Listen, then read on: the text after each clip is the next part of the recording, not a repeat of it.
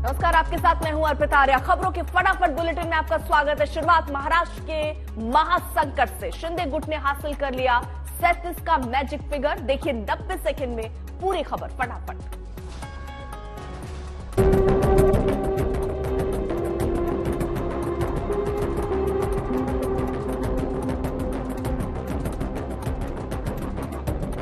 गुवाहाटी के 5 सितारा होटल में कल सुबह से जिन 2 खास मेहमानों का एकनाथ शिंदे को इंतजार था, आखिरकार देर शाम वो पहुंच गए। सफेद पैंट, सफेद शर्ट, सफेद दाढ़ी और बाल में ये हैं दादा दगड़ू भूसे, और ये उनके साथ सफेद पायजामे सफेद कुर्ते में हैं संजय राठौड़। इन दोनों के पहुंचते ही शिंदे कैंप को 37 विधायकों का जादुई आंकड़ा मिल गया, जो दल बदल के लिए जरूरी है। इससे पहले कल गुवाहाटी के होटल से 42 विधायकों की तस्वीर जारी की गई। इन 42 विधायकों में शिवसेना के 35 और अन्य 7 विधायक थे।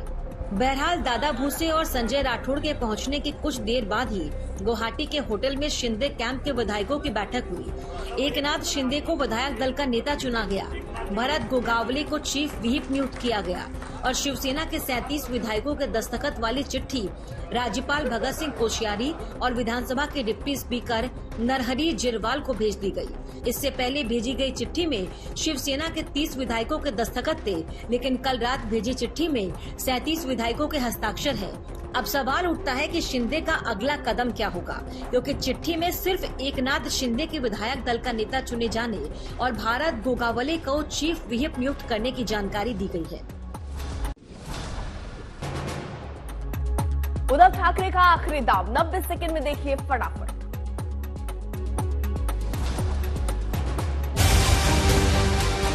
आखिरकार सीधे तौर पर न सही, महाराष्ट्र के सियासी संकट में परोक्ष तरीके से बीजेपी का नाम आ ही गया।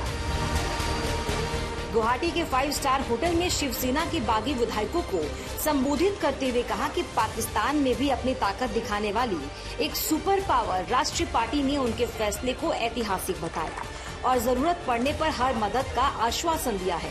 सुनिए शिंदे का पूरा बयान। एकजुटीने किती काही होऊ द्या, आपलाच आहे।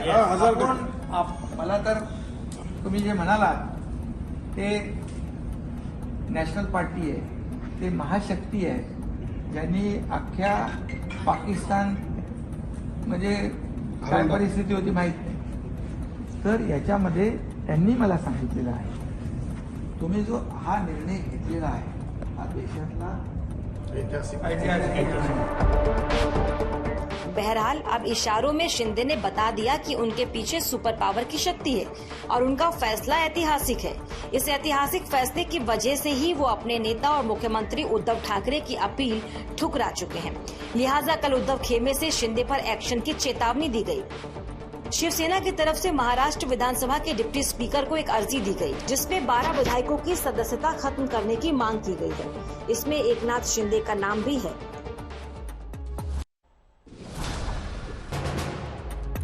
उद्धव के नोटिस पर शिंदे का पलटवार। ट्वीट में क्या कहा, देखिए 30 सेकंड में फटाफट।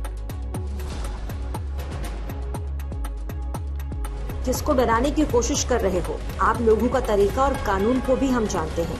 संविधान की 10वीं अनुसूची के मुताबिक व्हिप सदन के काम के लिए होता है, मीटिंग के लिए नहीं। 12 विधायकों पर कार्रवाई की बात कहकर आप हमें नहीं डरा सकते, क्योंकि हम असली शिवसेना हैं, बाल ठाकरे की शिवसेना।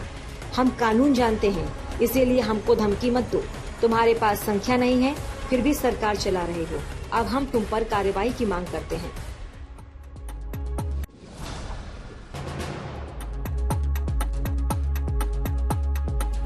आज से शुरू हो रही रायसीना की रेस, देखिए फटाफट 90 सेकंड में।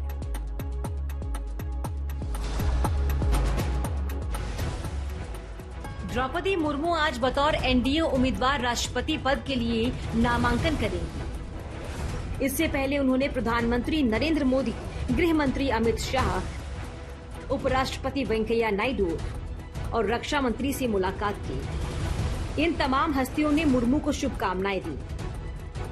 द्रौपदी मुर्मू के नामांकन को देश भर में समाज के सभी वर्गों ने खूब सराहा है।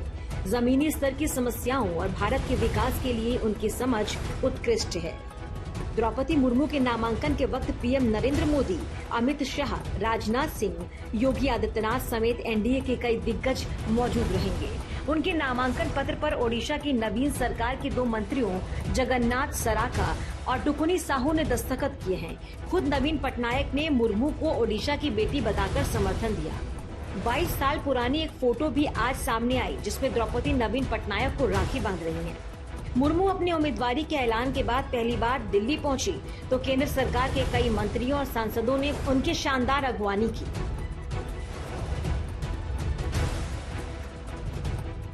बीजेपी के अध्यक्ष जेपी नड्डा उनके लिए समर्थन जुटाने के लिए देश के कई राज्यों में जाएंगे। राष्ट्रपति पद के लिए नामांकन करने की आखिरी तारीख 29 जून है और विपक्ष के लिए उम्मीदवार यशवंत सिन्हा 27 जून को नामांकन करेंगे। ब्यूरो रिपोर्ट, आज तक।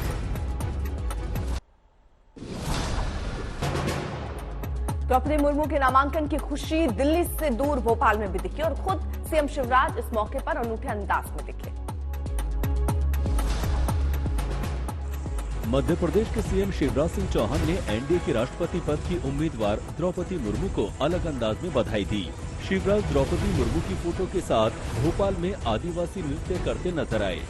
असल में द्रौपदी मुर्मू के सम्मान में बीजेपी प्रदेश कार्यालय में एक कार्यक्रम हुआ था, जिसमें सीएम शिवराज द्रौपदी मुर्मू की फोटो हाथ में उठाकर डांस करने लगे। शिवराज आदिवासी समुदाय के लोगों को नृत्य करते देख खुद को रोक नहीं पाए और खुद भी थिरकने लगे। शिवराज के साथ बीजेपी प्रदेश अध्यक्ष वीडी शर्मा भी आदिवासी ढोल की थाप पर थिरके। शिवराज सिंह चौहान ने जो कटआउट हाथ में ले रखा था, उस पर लिखा था, जनजातीय गौरव द्रौपदी मुर्मू को राष्ट्रपति पद के उम्मीदवार के रूप में चयन होने पर बधाई। इस मौके पर बीजेपी के प्रदेश दफ्तर में काफी तादाद में आदिवासी समुदाय के लोग मौजूद थे। द्रौपदी मुर्मू का चुना जाना करीब करीब तय है और वो देश की पहली महिला आदिवासी राष्ट्रपति होंगी।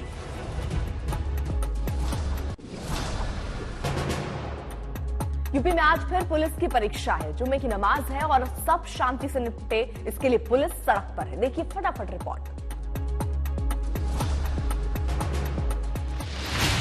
आज शुक्रवार की नमाज को देखते हुए एक बार फिर यूपी में पुलिस और प्रशासन पूरी तरह चाक चौबंद है। तमाम संवेदनशील शहरों में अहम जगहों और धर्मस्थलों के आसपास पुलिस ने फ्लैग मार्च किया और लोगों को सुरक्षा इंतजामों को लेकर आश्वस्त किया। मथुरा में बड़ी तादाद में पुलिस बल ने श्री कृष्ण जन्म स्थान व शाही ईदगाह मस्जिद की ओर जाने वाले तमाम रास्तों पर फ्लैग मार्च किया। जुम्मे की नमाज को देखते हुए मथुरा में कड़े सुरक्षा प्रबंध किए गए हैं। शासन के निर्देश के क्रम में हम लोगों द्वारा प्रतिदिन शहर में पैदल गश्त और फ्लैग मार्च किया जाता है। उसी के अनुरूप आज भी हम लोगों द्वारा डीन गेट एरिया में पैदल मार्च किया गया है। ये तस्वीरें संवेदनशील शहरों में शुमार देवबंद की है। देवबंद एसडीएम और सीओ अगुवाई कर रहे हैं और पीछे है भारी तादाद में पुलिस बल। दारुल उलूम चौक के आसपास के तमाम इलाकों में पुलिस ने फ्लैग मार्च किया। देवबंद की रसीदिया मस्जिद में हर जुम्मे को हजारों नमाजी आते हैं, लिहाजा पुलिस अलर्ट मोड पर है। वीडियोग्राफी का इंतजाम है और ड्रोन कैमरे से हर शख्स पर नजर रखी जा रही है। जनता को तथा यहाँ के व्यापारियों को सुरक्षा का भाव एहसास हो, इसलिए हम लोग जगह जगह अपनी पिकेट ड्यूटी लगा रहे हैं। नोएडा में भी पुलिस ने फ्लैग मार्च करके सुरक्षा इंतजाम पुख्ता होने को लेकर भरोसा जगाया। इसमें पुलिस के बड़े अफसर भी शामिल थे। पुलिस की ये मुस्तैदी बता रही है कि अब यूपी में माहौल बिगाड़ना इतना आसान नहीं। ब्यूरो रिपोर्ट, आज तक। असम में 107 मौतों के बाद भी नहीं थम रहा है बाढ़ का कहर। 7 सेकंड में पूरा अपडेट।